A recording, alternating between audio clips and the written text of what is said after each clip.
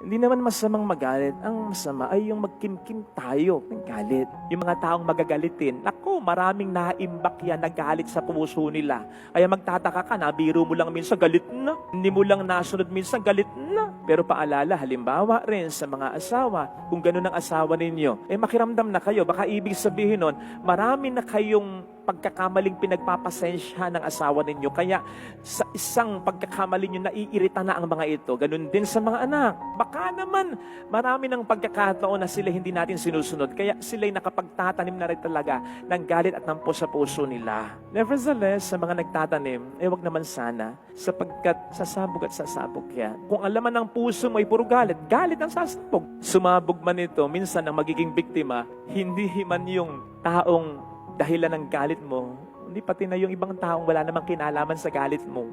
Kaya't alisin natin ang mga galit na ito.